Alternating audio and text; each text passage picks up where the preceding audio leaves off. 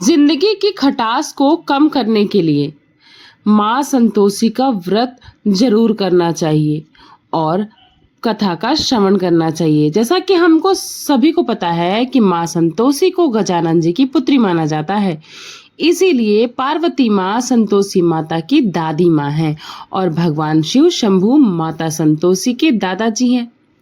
माँ संतोषी जिनके नाम में ही संतोष का पाठ छिपा हुआ है, इन्हें प्रेम, क्षमा, खुशी, करुणा, शांति, आशा और सबसे बढ़कर आत्म संतोष का प्रतीक माना जाता है। यह मान्यता है कि मां संतोषी के व्रत को लगातार 16 शुक्रवार तक करने वाले भक्तों को जीवन में परम संतोष की प्राप्ति होती है। तो दोस्तों, मां संतोषी अपने भक्तों को पारिवारिक मूल्यों के साथ दृढ़ संकल्प की शिक्षा भी देती हैं। यह भक्तों को संकट से बाहर आने के लिए स्वप्रेरित करती हैं। संतोषी माँ को दुर्गा का अवतार भी कहा जाता है। तो आइए सुनते हैं माँ संतोषी की व्रत कथा। एक समय की बात है, एक वृद्ध स्त्री का एक ही पुत्र था। विवाह के बाद वृद्ध स्त्री अपने सुशील बहू से घर का पूरा कार्य करवाती थी, लेकिन उसे ठीक से भोजन तक नहीं देती थी। यह सब देखकर भी दोनों चुप रहते थे, पति भी चुप रहता था। बहू दिन भर काम करती, उपले थापती, चूल्हा चौका बर्तन कपड़ों के बीच दिन भर उसका बीत जाता, लेकिन सास का व्यवहार बदलता नहीं। इसी समय वृद्ध स्त्री का पुत्र काम के कारण परदेश चला गया। पुत्र के जाने के बाद सास का व्यवहार बहू के प्रति और भी ज्यादा क्रूर हो गया। एक बार बहू मंदिर गई तो उसने देखा कि बहुत सारी स्त्रियां कोई व्रत कर रही हैं। उसने पूछा तो सबने बताया ये माँ संतोषी का व्रत है। बहू ने स्त्रियों से व्रत की पूरी जानकारी ली। स्त्रियों ने बताया कि शुक्रवार को नहा धोकर एक लोटे में शुद्ध जल लेना, गुड़ चने का प्रसाद लेना, सच्चे मन से माँ का पूजन करना, खटाई भूल कर भी ना खाना। व्रत का विधान सुनकर बहू संयम से व्रत करने लगी। बहू हर शुक्रवार को माँ से प्रार्थना करती कि माँ मेरे घर में भी सुख शांति आए। जब पति के दर्शन होंगे तो मैं अपने व्रत का उद्यापन जरूर करूंगी। अब एक रात संतोषी माता ने उसके पति के स्वप्न में दर्शन देकर कहा कि घर जाओ पुत्र।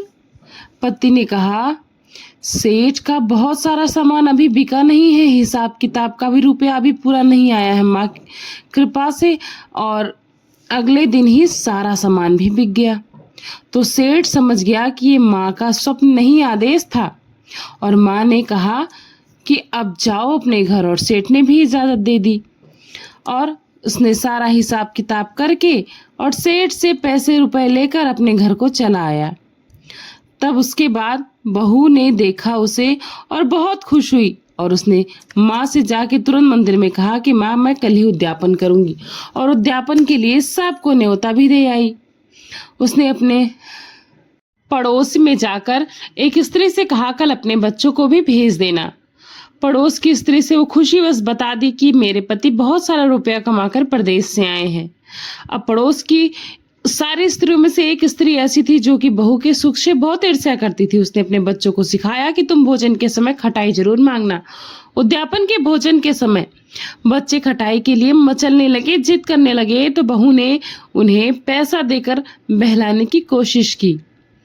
बच्चे उस पैसे से दुकान से इमली की खटाई खरीद लिए और उसे खाने लगे। तो संतोषी माँ ने बहू पर क्रोध किया, यानी कि वो रुष्ट हो गई। उसके बाद फिर राजा के दूत उसके पति को पकड़कर वहां से लेकर जाने लगे।